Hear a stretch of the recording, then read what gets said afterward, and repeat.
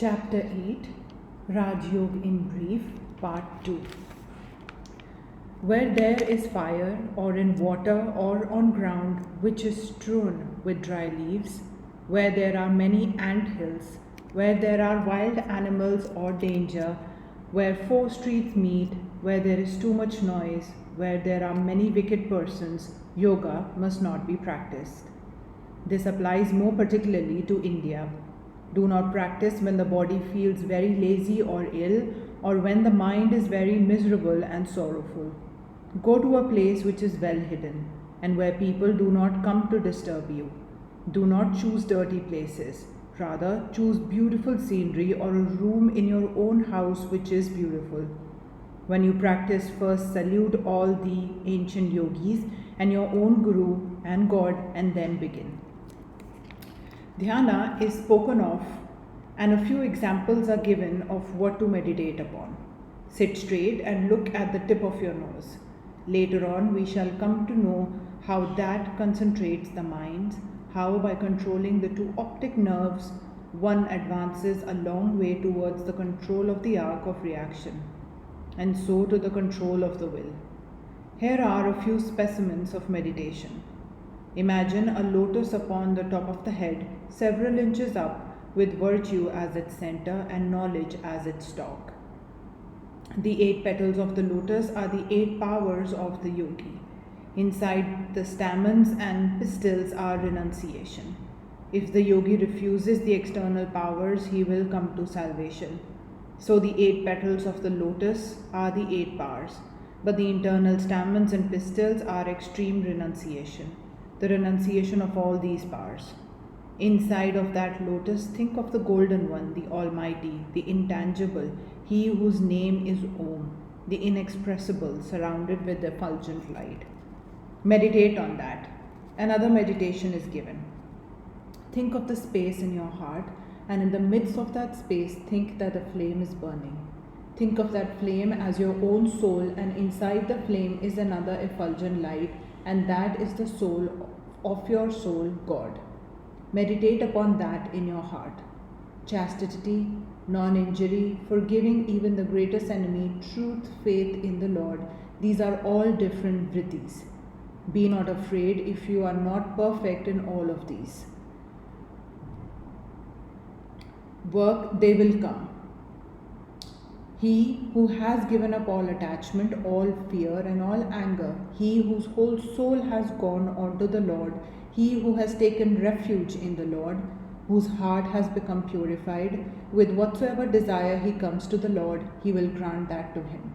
Therefore, worship him through knowledge, love, or renunciation. He who hates none, he who is the friend of all, who is merciful to all, who has nothing of his own, who is free from egoism, who is even-minded in pain and pleasure, who is forbearing, who is always satisfied, who works always in yoga, whose self has become controlled, whose will is firm, whose mind and intellect are given up unto me, such a one is my beloved Bhakt, from whom comes no disturbance, who cannot be disturbed by others, who is free from joy, anger, fear and anxiety, such a one is my beloved.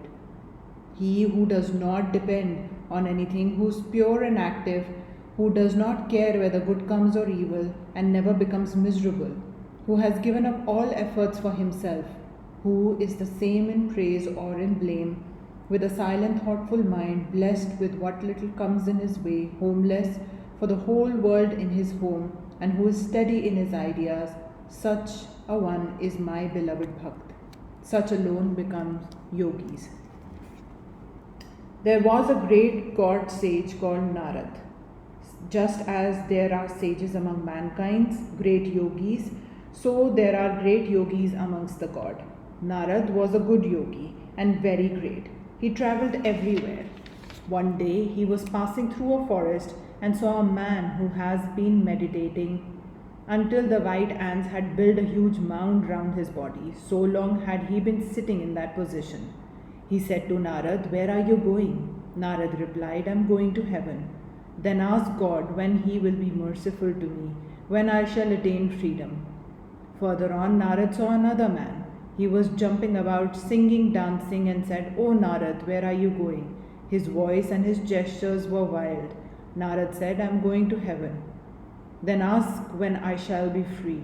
Narad went on. In the course of time, he came again by the same road, and there was the man who had been meditating with the ant hill round him. He said, "Oh Narad, did you ask the Lord about me?" "Oh yes." "What did he say?" "The Lord told me that you would attain freedom in 4 more births." Then the man began to weep and wail and said, "I have meditated until an ant hill has grown around me, and I have 4 more births yet." Narad went to the other man. "Did you ask my question?" "Oh yes." "Do you see this tamarind tree? I have to tell you that as many leaves are there as on that tree, so many times you shall be born, and then you shall attain freedom." The man began to dance for joy and said, "I shall have freedom after such a short time." A voice came, "My child, you will have freedom this minute." That was the reward for his perseverance. He was ready to work through all those births, nothing discouraged him. But the first man felt that even 4 more births were too long. Only perseverance, like that of the man who was willing to wait eons, brings about the higher result.